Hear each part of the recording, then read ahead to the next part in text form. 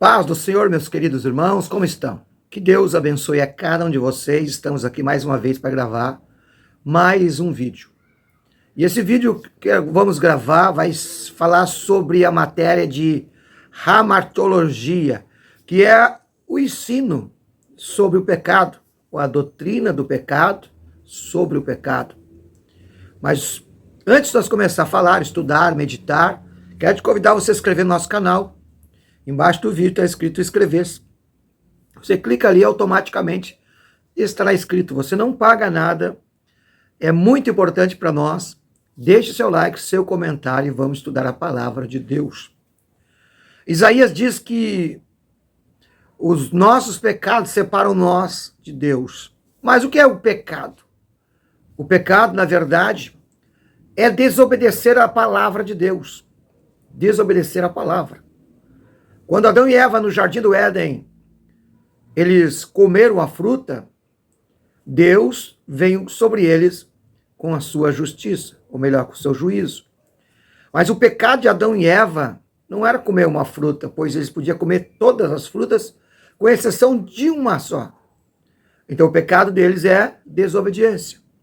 Então o pecado é desobedecer a palavra de Deus. E a própria Bíblia fala em Romanos, capítulo 6, 23, que o salário do pecado é a morte.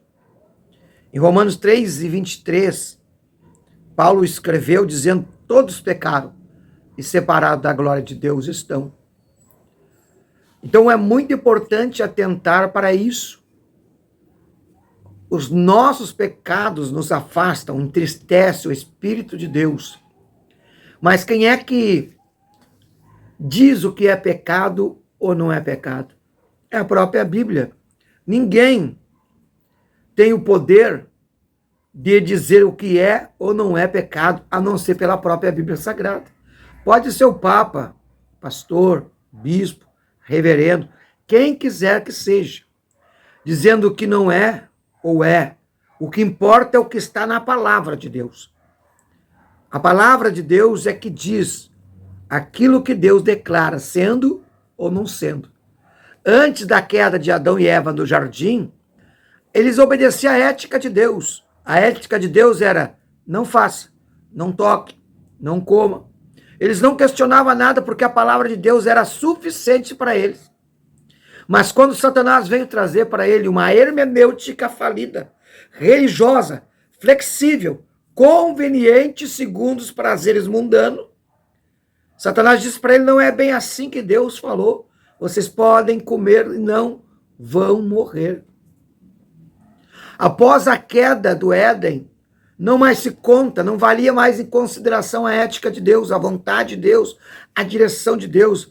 O que estava predominando era o eu querer, o achismo, o que eu gosto, qual é a minha vontade, o que é melhor para mim.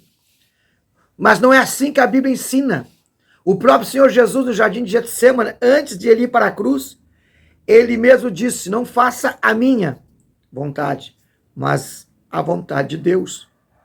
Então, cada vez que nós não estamos na vontade de Deus, nós estamos em pecado. Pois a única forma de nós agradar a Deus é estar na sua palavra, independente se nós gostamos ou não. A própria Bíblia mostra, no Salmo 119, e versículo 105, dizendo: lâmpada para meus pés é a tua palavra e luz para o meu caminho.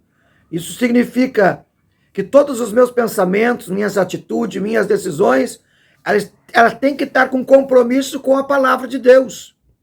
Independente se você está na igreja ou não. Não basta estar na igreja, se não obedece a palavra de Deus, tudo isso é em vão. Um certo pastor bem antigo, diz ele que tinha 100 anos. Ele disse: eu não sei ler, não sei escrever, não sei o A nem o ABC, mas eu sei obedecer. Tudo que Satanás quis tentar com Jesus foi fazer que Jesus desobedecesse a palavra de Deus, pois desobedecer é pecado. Leia a Bíblia. Não espere que alguém te diga pode ou não pode. Leia a Bíblia Sagrada. Não vai atrás de conversa, de falsos ensinamentos, de fake news espiritual. Seja fiel à palavra de Deus. Se nós for fiel à palavra, Deus será fiel conosco. E não adianta, todos os pecados levam o homem à separação de Deus e à condenação ao inferno. Não existe pecadinho ou pecadão. Não. Pecado é pecado. Se você roubar R$1 milhão ou roubar 1 centavo, você está em pecado. Então, o que muda de um pecado para outro é a maneira de se tratar, é a gravidade. Uns pecados são mais graves e outros menos graves, mas todos são pecados.